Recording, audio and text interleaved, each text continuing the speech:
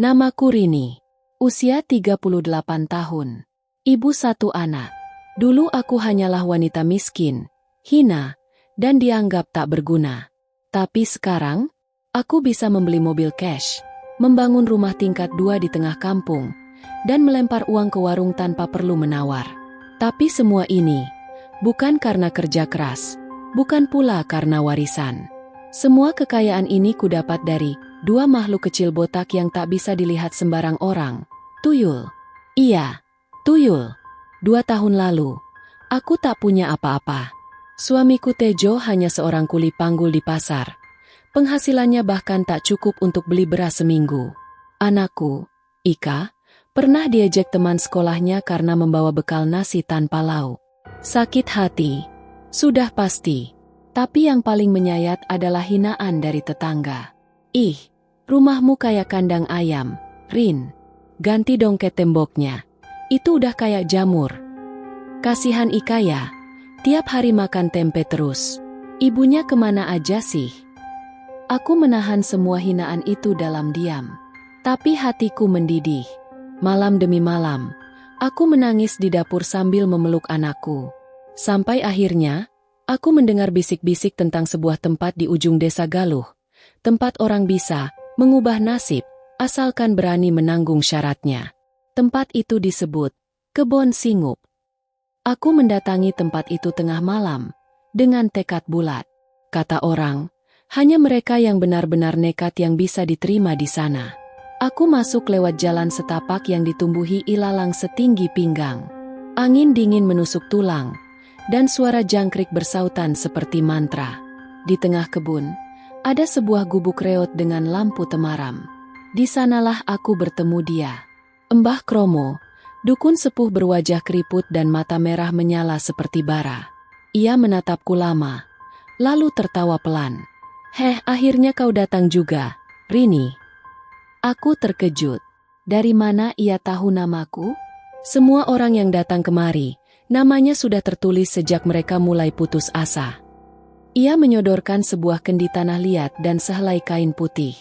Lalu, dia berkata, jika kau siap, kau harus menyusui mereka setiap malam.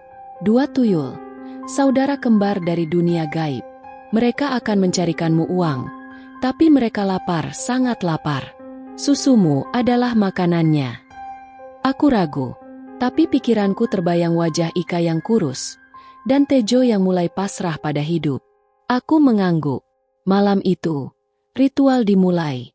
Sejak hari itu, hidupku berubah drastis. Setiap malam, di kamar belakang yang terkunci rapat, 2 sosok kecil berkulit kehijauan dan bermata merah muncul dari bayang-bayang. Mereka tak bicara, hanya merayap ke arahku seperti bayi haus susu. Dan aku menyusui mereka. Tubuhku menggigil setiap kali mereka menempel di dadaku. Rasanya seperti ada es dan bara api menyatu dalam pori-pori. Tapi keesokan paginya, uang jutaan rupiah tiba-tiba muncul di lemari. Lantai rumah dipenuhi uang 100 ribuan. Bahkan emas batangan kutemukan di bawah kasur. Aku tak perlu bekerja, hanya tinggal menyusui setiap malam. Dan tuyul-tuyul itu tak pernah gagal membawa kekayaan. Namun setelah 1 tahun, aku mulai berubah. Wajahku pucat, rambutku rontok, nafasku pendek, berat badanku turun drastis. Bahkan Tejo mulai curiga dan menyuruhku ke dokter. Tapi dokter bilang, aku hanya kekurangan nutrisi. Padahal aku makan cukup, bahkan lebih dari cukup.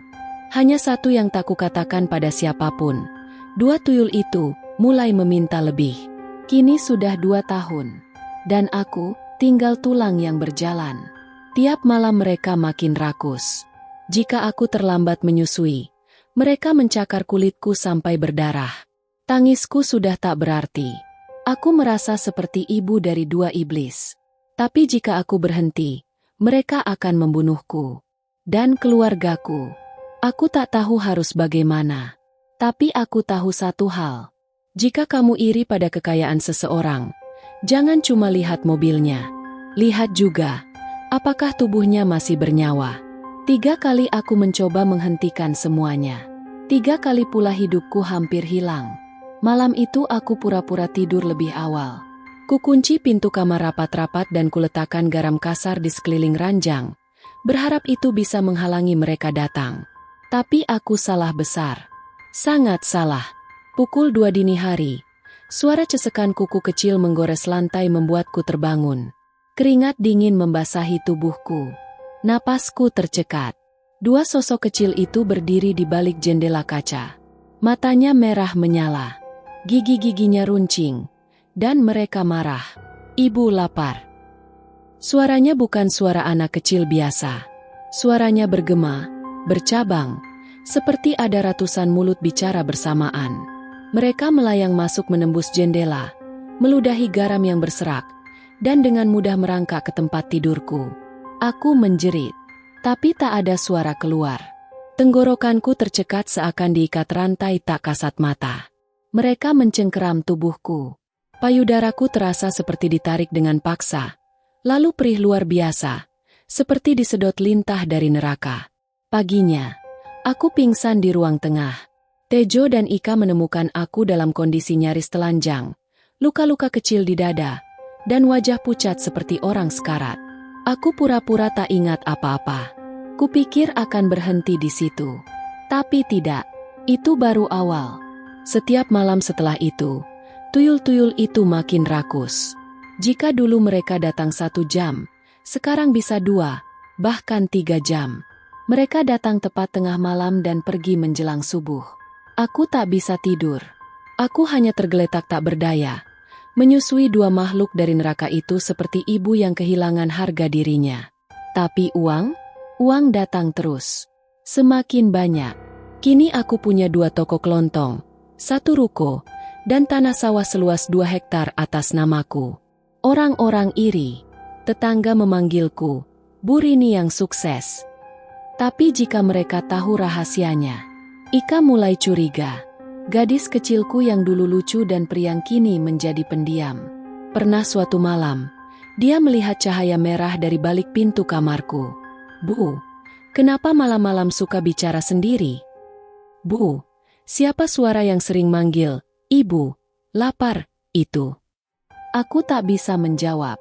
Aku peluk dia erat, tapi tubuhku menggigil. Air mataku jatuh di rambutnya. Maafkan ibu, nak.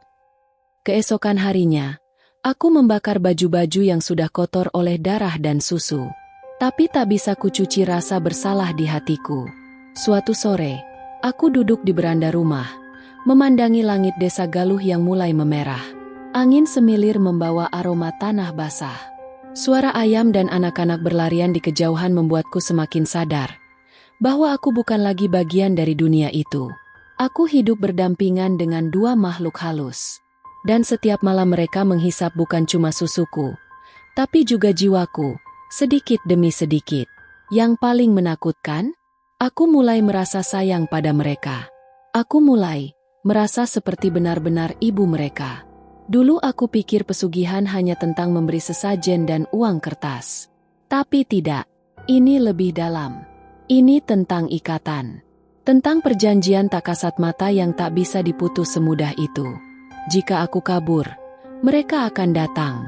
Jika aku bicara, mereka akan membunuh orang yang paling kucintai.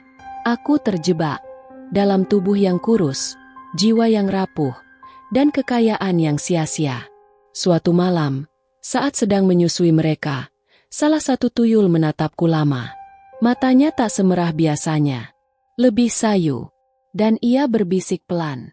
Ibu, nanti kalau ibu mati, kami ikut, ya. Aku menahan air mata. Tapi aku tahu, jawaban untuk pertanyaan itu mungkin adalah ya. Desa Galuh, bagi banyak orang mungkin hanyalah desa kecil di sudut Kabupaten Purbalingga.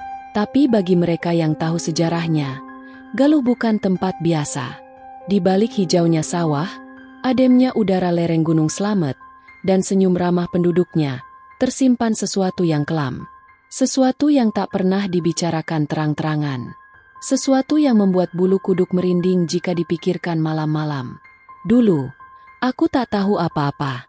Kupikir Galuh hanyalah tempat lahir, tempat pulang.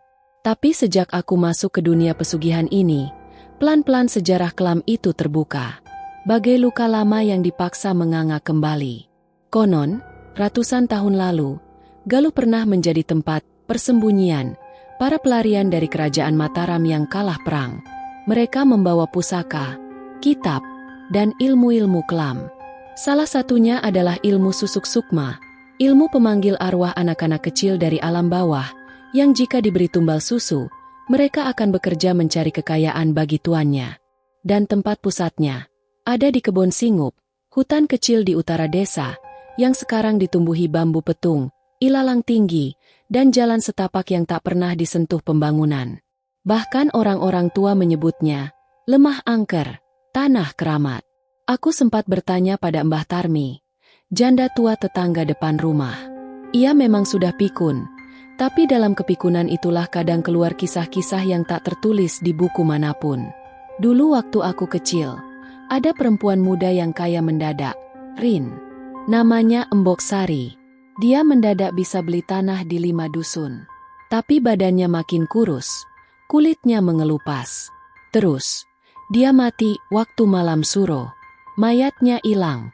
Yang tersisa cuma kendi tanah liat dan bekas darah di lantai.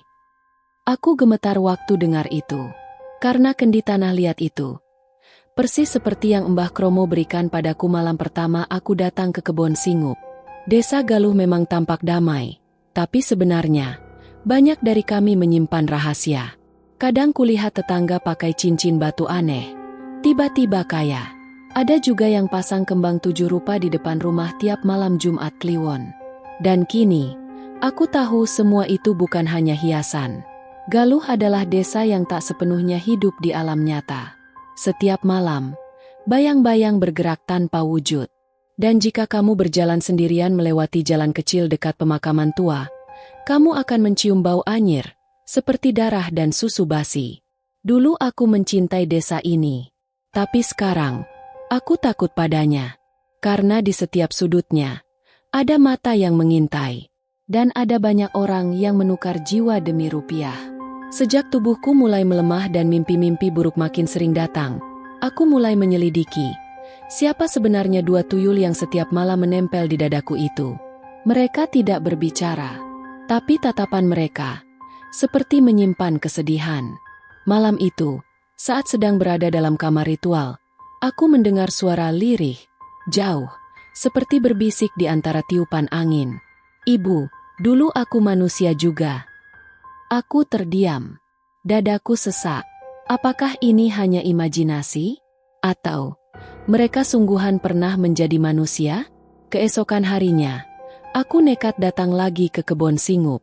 Kali ini siang hari. Gubuk Mbah Kromo tampak kosong.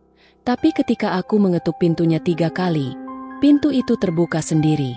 Di dalamnya, bau dupa menyengat. Dan di dinding terpajang kain lusuh dengan tulisan Jawa kuno. Di tengah ruangan ada kendi dan 2 boneka kecil dari tanah liat. Di bawahnya tertulis, Wahyu lan Gumbang, korban jiwa tahun 1892. Jantungku berdegup kencang. Wahyu dan Gumbang. 2 nama 2 tuyul? Mbah Kromo tiba-tiba muncul dari balik pintu. Itu mereka, anak-anak kecil yang dibunuh dalam ritual tumal kekayaan zaman dulu. Kamu adalah ibu barunya. Dan kamu harus terus memberi mereka susu kehidupan. Jika tidak mereka akan berubah jadi buas, dan akan membunuh siapa saja. Aku menangis di sana, tapi Mbah Kromo tak peduli. Ia hanya berkata, kamu yang datang sendiri, kamu juga yang harus menanggung akhir dari ini semua. Sejak hari itu, aku tak pernah melihat tuyul-tuyul itu sama. Mereka bukan cuma alat, mereka adalah arwah yang terjebak. Mereka lapar bukan hanya karena haus susu, tapi karena mereka tak pernah bisa kembali ke asalnya. Malam itu, mereka menyusu sambil menangis. Air mata kecil mengalir dari mata mereka. Dan dalam bisikan terakhir sebelum subuh, mereka berkata, Ibu, tolong bebaskan kami. Aku tak tahu harus bagaimana. Tapi dalam hati kecilku, aku berjanji akan mencari cara. Meskipun nyawaku jadi taruhannya. Kekayaan yang datang begitu deras tak membuat hidupku bahagia. Justru sebaliknya, semakin hari, Rumahku seperti neraka yang menyamar jadi istana. Tejo, suamiku, yang dulu setia dan lembut, kini berubah jadi lelaki kasar dan curiga. Uang yang kuletakkan di meja makan, ia ambil tanpa izin. Ia mulai mabuk, pulang tengah malam.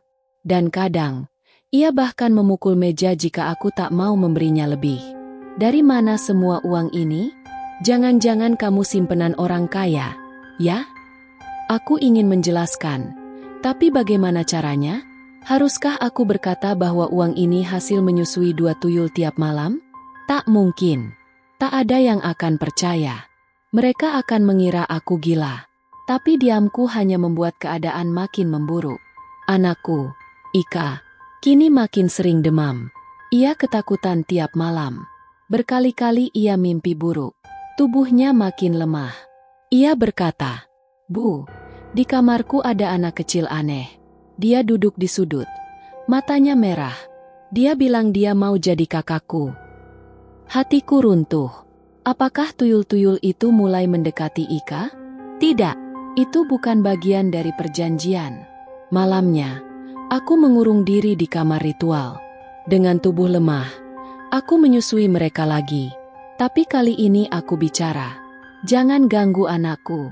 Jangan pernah mendekatinya. Aku rela kurus kering, tapi jangan sentuh darah dagingku. Mereka hanya menatapku, lalu mengangguk pelan. Tapi ada kesedihan di wajah kecil mereka yang tak bisa kuhapus. Beberapa minggu kemudian, kejadian menyeramkan mulai terjadi di rumah. Cermin kamar mandi retak tanpa sebab. Lampu ruang tengah sering berkedip dan meledak. Ayam-ayam tetangga mati mendadak. Dan anjing liar sering menggonggong ke arah rumahku sambil melolong seperti melihat sesuatu yang tak kasat mata. Puncaknya, saat Ika mendadak pingsan di tengah kelas. Kata gurunya, ia terus menggambar 2 sosok kecil botak dengan mata merah, berulang-ulang. Aku bawa dia ke rumah sakit, tapi hasilnya nihil. Dokter tak menemukan kelainan. Namun dalam tidur panjangnya, Ika mengigau. "Ibu, jangan kasih mereka susu lagi, mereka jahat." Aku hampir gila. Aku hampir menghentikan semuanya. Tapi malam itu, ketika aku menolak masuk kamar ritual, tubuhku seketika panas. Aku demam tinggi, telingaku berdengung. Dan saat aku jatuh di lantai, kulihat mereka berdiri di atas tubuhku, 2 tuyul itu. Kali ini tak merengek, tapi memelototiku dengan wajah marah. "Ibu, mengingkari janji." Seketika itu juga, kulihat bayangan hitam di belakang mereka. Sosok besar, bertanduk, dengan mata menyala merah dan gigi panjang menjulur. Ia tertawa. Suaranya seperti logam yang dipukul di liang kubur. "Kamu milikku, Rini. Jangan pernah berpikir bisa bebas." Aku menjerit. Lalu semuanya gelap. Paginya, aku bangun dengan tubuh kaku. Keringat dingin membasahi seluruh badan. Tapi satu hal kupahami dengan jelas. Aku harus mencari jalan keluar. Kalau tidak, aku akan kehilangan semuanya, termasuk jiwaku. Hari itu aku menghilang dari rumah. Aku titipkan Ika ke rumah Mbah Tarmi. Sementara Tejo entah kemana.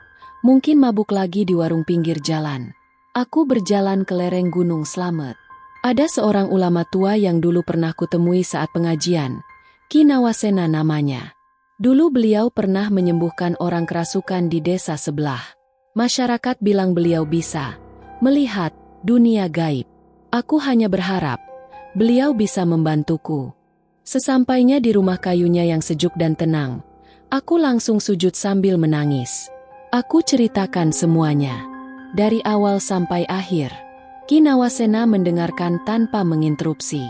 Setelah hening lama, ia menghela napas. Anak-anak kecil itu adalah arwah penasaran. Mereka tertahan di dunia ini karena ikatan darah magic denganmu. Tapi iblis besar di balik mereka yang membuat perjanjian pesugihan, dia tak akan mau kehilangan mangsa. Aku menggigil. Apa aku bisa lepas, Ki? Ia mengangguk. Bisa, tapi harus dengan pengorbanan yang besar. Kami melakukan puasa mutih 3 hari. Lalu malam keempat, aku harus kembali ke kamar ritual dan memanggil 2 tuyul itu. Saat mereka datang, Aku memeluk mereka erat-erat. Aku menangis sambil berkata, "Maafkan ibu. Aku mau kalian bebas. Aku tak mau kalian terus terjebak di tubuh keringku. Pergilah, temukan cahaya kalian." Mereka menangis. Untuk pertama kalinya, aku melihat sosok manusia di balik wajah tuyul mereka. Wajah anak-anak kecil, polos, dan lemah. Mereka mencium pipiku, lalu hilang dalam cahaya putih yang menyilaukan. Tapi belum selesai. Tiba-tiba, rumah berguncang. Sosok iblis bertanduk muncul dari bayang-bayang. Perjanjian belum selesai. Kau masih punyaku. Tapi sebelum dia menyentuhku, Kinawasena masuk ke kamar, membaca ayat-ayat Al-Quran keras-keras. Suara itu menyayat ruang gaib, dan tubuh iblis itu terbakar perlahan, menjerit dan akhirnya lenyap bersama asap hitam. Aku pingsan. Saat bangun, pagi menjelang, dan kamar ritual itu tak lagi dingin. Tak ada tuyul, tak ada kendi, tak ada suara, "Ibu, lapar." Yang tersisa hanya tubuhku, lemah, kurus, tapi bebas. Beberapa hari kemudian, semua kekayaanku hilang. Uang di lemari lenyap. Toko dan ruko tiba-tiba terbakar. Tejo meninggalkanku. Tapi anehnya, aku tenang. Karena kini, Ika sembuh. Ia kembali tersenyum. Dan aku masih hidup. Sudah 1 bulan sejak malam itu. Sejak aku terakhir kali melihat wajah kecil mereka. 2 arwah yang dulu kusebut tuyul. Kini, rumahku tak lagi penuh uang. Tak ada gemerincing logam di bawah bantal. Tak ada koper uang mendadak muncul di dapur. Dan tak ada suara langkah kecil di tengah malam.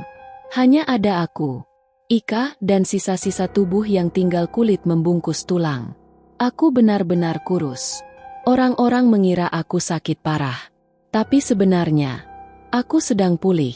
Bukan pulih dari penyakit biasa, tapi dari candu yang paling berbahaya. Cinta terhadap kekayaan yang datang secara instan. Tejo pergi. Entah kemana.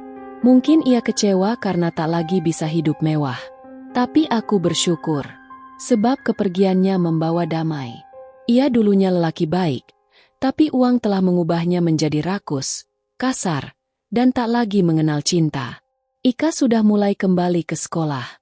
Dan hari itu, dia menggambar sesuatu yang membuat hatiku bergetar. Sebuah gambar. Seorang ibu kurus memeluk 2 anak kecil bercahaya putih. Ia berkata padaku, "Bu, itu ibu dan 2 anak yang ibu bebaskan." Mereka bilang terima kasih. Air mataku tumpah. Malamnya, aku sujud lama di sajadah, lebih lama dari biasanya. Aku berbisik dalam hati, "Ya Allah, ampuni aku. Aku pernah serakah. Aku pernah bodoh. Aku rela menyusui setan demi uang.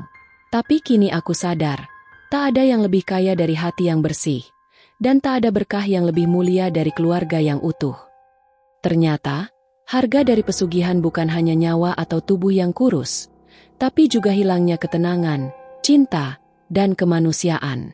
Aku bukan siapa-siapa sekarang, tapi setidaknya, aku masih punya Ika. Dan lebih penting lagi, aku masih punya kesempatan untuk hidup dengan benar. Bismillah, ini awal yang baru. Kisahku mungkin terdengar gila. Seorang wanita desa yang menyusui 2 tuyul hingga tubuhnya tinggal tulang. Tapi percayalah, semua ini nyata. Aku mengalaminya sendiri.